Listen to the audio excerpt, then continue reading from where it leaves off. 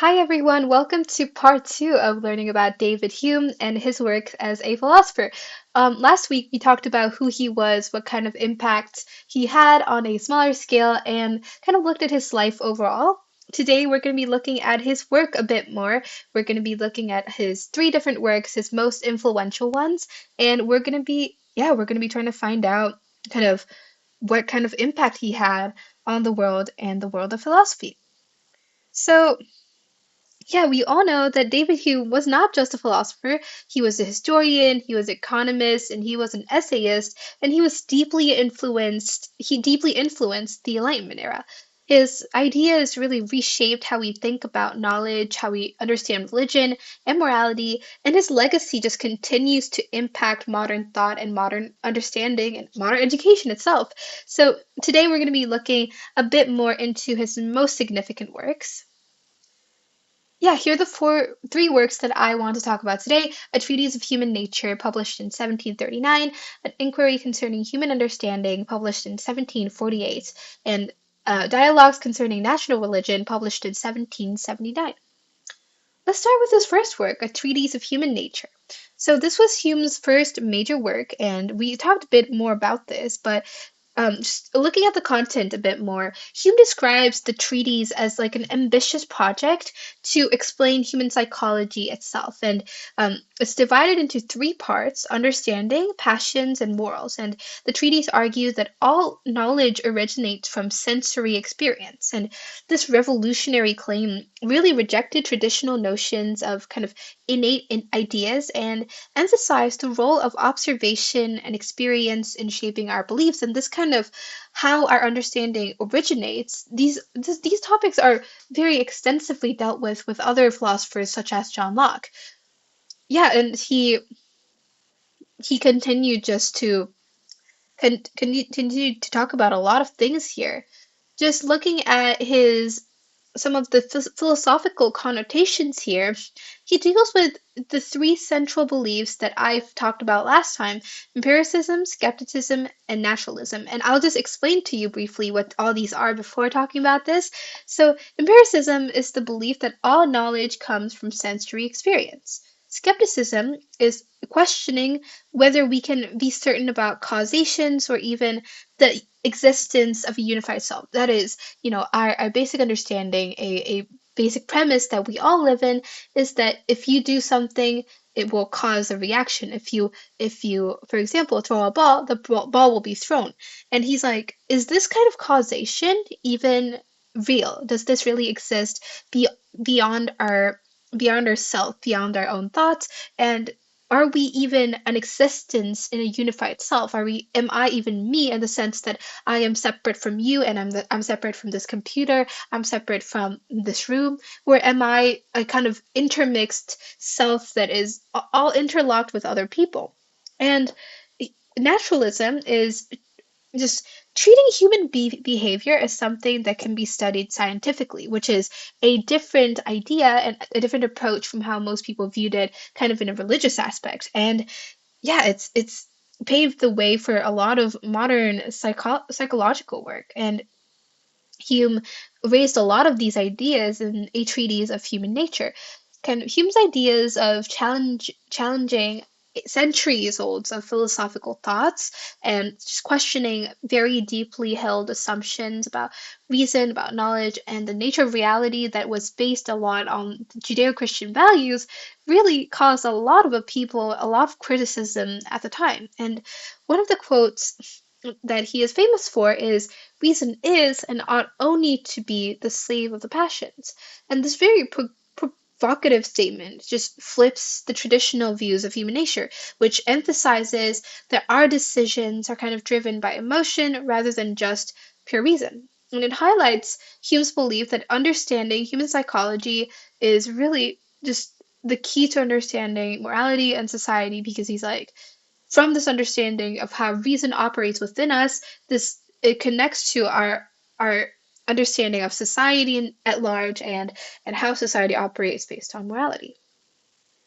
Yeah, the second book we have was published in 1748, and it's called and it's called An Inquiry Concerning Human Understanding. And after the treatise received little attention, Hume kind of reworked his ideas into a more accessible format into this work, An Inquiry Concerning Human Understanding, which was published in 1748. So this was about about 9 years after his original work. And in this work, Hume explores how we form beliefs based on habit and custom rather than just logic. And he introduced the famous problem of induction idea, which questions how we justify our beliefs about cause and effect. Again, and again the question about causation, which is related to his belief in skepticism. And so, for example, just because the sun rose yesterday, how can we be sure it will rise tomorrow? These kind of arguments really questionable a lot of the things that we take for granted. And yeah, his critiques on religious miracles and religion, a lot of religious aspects, arguing that they lack sufficient evidence, really caused a lot of upheaval. Looking at some philosophical connotations now, mainly I divided this again into three main parts: skepticism, empirical evidence, and religion. And so, skepticism, again, he questioned really what we know and understand and the connection between cause and effect. Empirical evidence, he said that he emphasized so greatly that knowledge must be grounded in observation, not speculation. And this is kind of a direct rejection of a lot of aspects in religion because they will say, well, not that religion is against empirical evidence, but to say that a lot of it really depends on divine things that cannot be explained and they cannot be grounded on simple observation. Like you can't know that God really exists, you can't know that heaven really exists, and so these are not based on sensory observations. These are more speculations and hopes. And he thus kind of critiques religion. He questions the validity of miracles and argues that these extraordinary claims require extraordinary evidence, but that these have not been given. So he challenged a lot of divine intervention ideas and pushed the boundaries of philosophical debates on faith by saying we need more evidence on this. You can't just say that it must be God, that God exists. It must be that things must be happening in this way. We really need to have a better basis and a better logical foundation behind all of this. Hume famously wrote, "A wise man proportions his belief to evidence," again, and the statement reflects his commitment to empiricism and rational inquiry, and this is a reflection of his work. He really focused on a rational kind of stream of thought when he was working on his writings, and he was urging to base our beliefs, our understandings of the world, into observable and verifiable facts instead of just assumptions or superstitions. Again, his these kind of ideas really tie into his work in the Enlightenment, because the Enlightenment was kind of a rejection of more religious speculation in favor of scientific and more innovative approaches that kind of made human beings think, hey, I think looking at the kind of scientific um, innovations that we've made, I don't think we have to rely on religion anymore. We can find things on our own. We can discover ideas by ourselves using scientific and logical methods, and this does not have to be necessarily based on assumptions and speculations that a lot of our ancestors during the Middle Ages or even before that very much relied upon. Yeah, and the last book we have was Dialogues Concerning Natural Religion. This was published after his death in 1779, and this presents a debate between three characters. So it's a dialogue format. It's one character skeptical about religion, another's defending traditional theology, and the other one is exploring the middle ground. And through this dialogue format, Hume critiques traditional arguments for God's existence, such as the design arguments that God designed everything, which compares the universe to a well-crafted watch, which requiring a watchmaker. And so he's like, well, so the one defending traditional theology would say, that because the world is so intricate, because it is so meticulously made, it must have a God, and the other one's like, well, that's not necessarily true. Intricate things can also be a work on itself, and we just can't base things on mere speculation. That kind of work is very dangerous. And so Hume again questions whether human reasons can really prove God's existence, or whether God's existence and all these religious ideals lie beyond human control, beyond our understanding. It explores the limitations of all of these religious arguments that had been prevailing. So yeah, no wonder why theologians and just more traditional and conservative writers at the time hated him. He was using pure logic to reject a lot of the things that their society, their understanding was based upon. And some philosophical connotations again, he was skeptical about religion. He said the human reason is too fully limited to understand divine matters and religion, that however you may pretend, really, religion just can't be explained through human reason. And I think in a lot of ways, this is what a lot of religious people these days will agree upon. They'll say, yeah, human beings just can't explain away religion. They can't explain that religion does exist. They can't explain that it doesn't exist.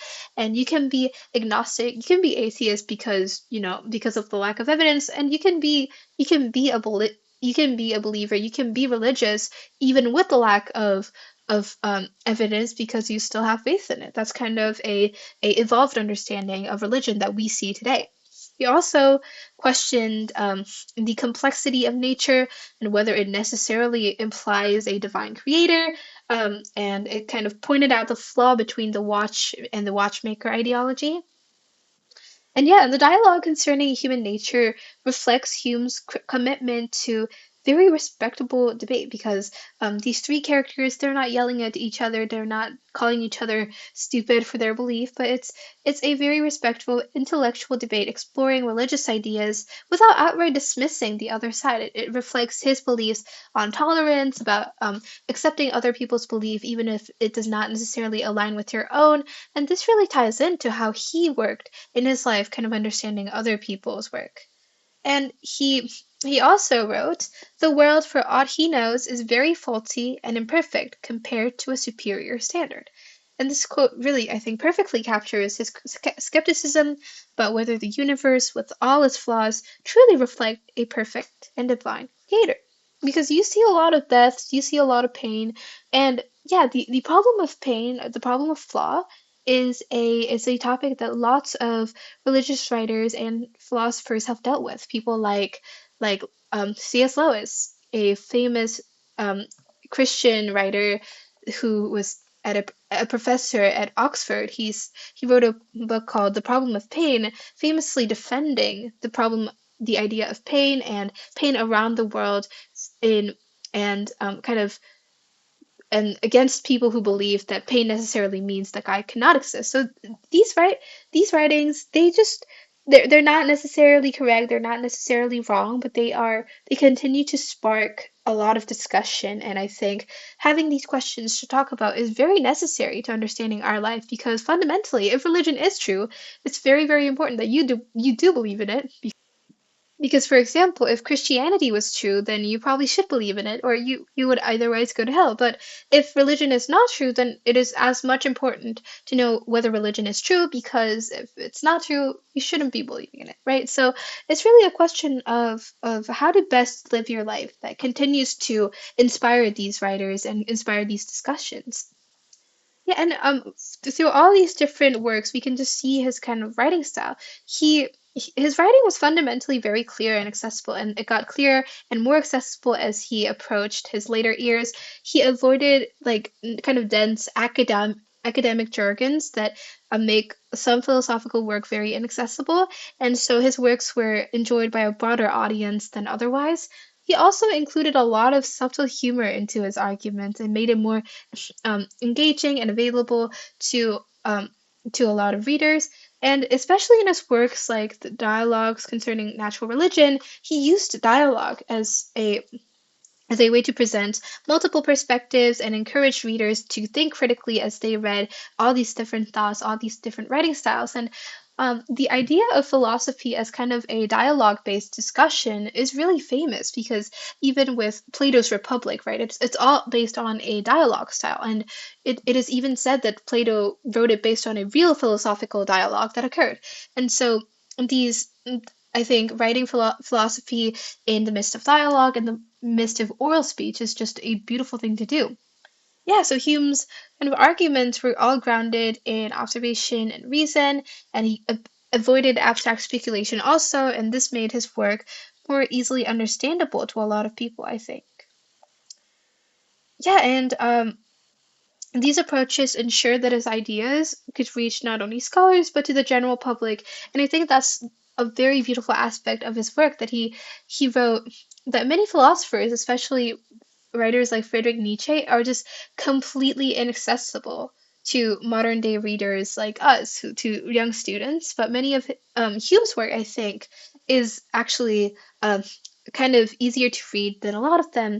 And yeah, I love that about his work, that he was able to convey so much philosophical depth and reasoning without using academically just complex words. Yeah, thank you so much on joining me on this journey, looking at some of his most famous works. We're going to be looking at Hume's influence on philosophy, on science, on psychology, and economics, and some criticisms that he got, and popular culture that has been affected by Hume's works next week. And so I hope you're ready for that. I hope you come all excited after looking through this. Yeah, and I hope you learn something new about Hume, and maybe if you resonate with Hume's idea, that you're more willing to look into his work. Thank you so much for joining me on this journey, and I hope you have a great day. Thank you.